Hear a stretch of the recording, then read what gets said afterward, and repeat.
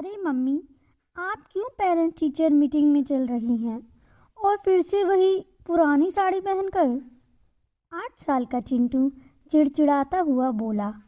पर उसकी मम्मी तो खुशी के मारे फूले नहीं समा रही थी।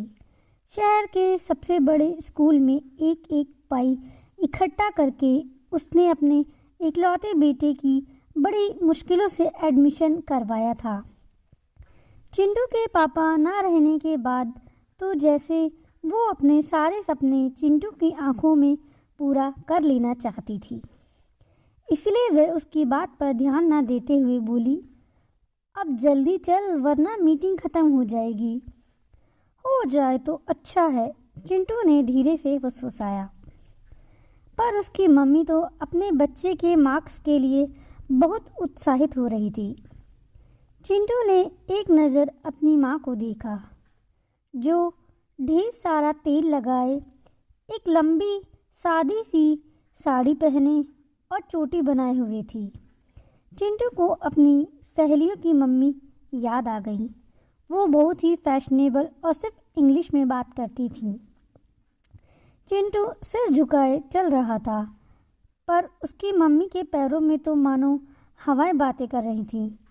हे भगवान, आखिर स्कूल आ गया, चिंटू गेट पर बोला। उसकी मम्मी ने आश्चर्य से पूछा, तो हम लोग तो स्कूल ही जा रहे थे ना? चिंटू के सभी दोस्त उससे हंस कर मिल रहे थे। वहाँ पर उसकी मम्मी को सभी नमस्ते कर रहे थे, पर पता नहीं क्यों उसे ऐसा लग रहा था कि सब मन ही मन उसकी मम्मी का मजाक बना रहे हैं। जब वो दोनों उसकी क्लास में पहुँचे तो टीचर ने चिंटू को बहुत तारीफ़ की और उसके फर्स्ट आने की बात बताई, जिसे सुनकर उसकी मम्मी खुशी के आंसू झलक पड़े और अपनी साड़ी से आंखें पोंछने लगी। टीचर मुस्कुरा दी, पर चिंटू को अपनी मम्मी पर बड़ा गुस्सा आ रहा था। तभी टीचर बोली, प्रिंसिपल मैडम आपसे मिलना चाहती हैं। आपका बेटा सेक्शन में फर्स्ट आया है ना?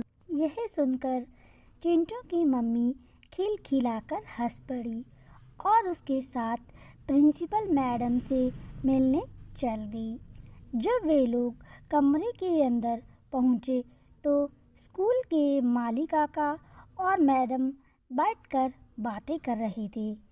प्रिंसिपल मैडम ने मुस्कुराकर उसे और उसकी मम्मी को बैठने के लिए कहा।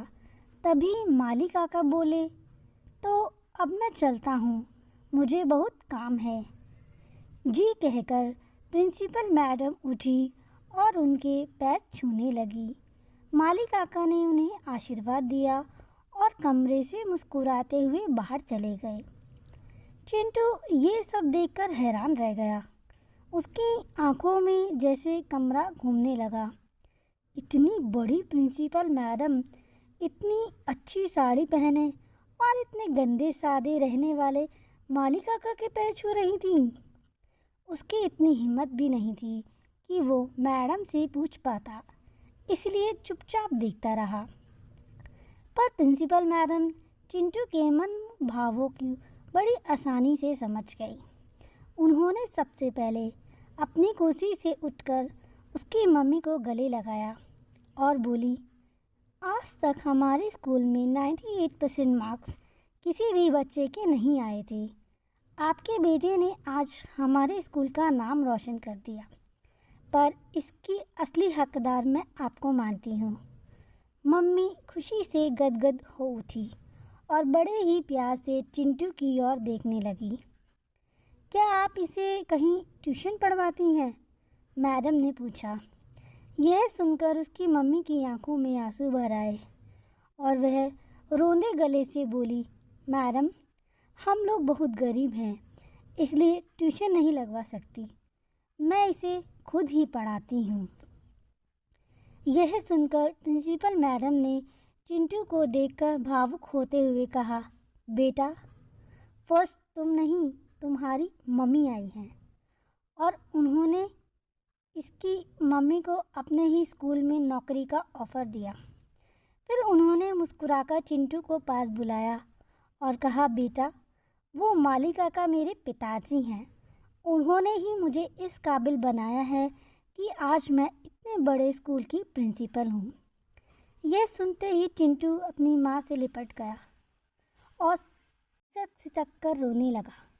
उसकी माँ उसे गोदी में उठाकर चुप कराने लगी और मैडम मुस्कुरा रही थी, क्योंकि वो जानती थी कि ये चिंटू के पश्चाताप के आंसू थे, जिन्होंने उसके मन का सारा अंधकार धो दिया था।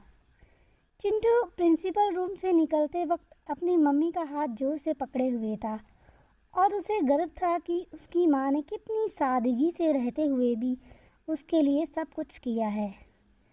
उसने मम्मी की ओर हंसकर देखा, जो चिंटू की भावनाओं से अनजान उसके स्कूल को अभी भी बहुत खुशी से देख रही थी।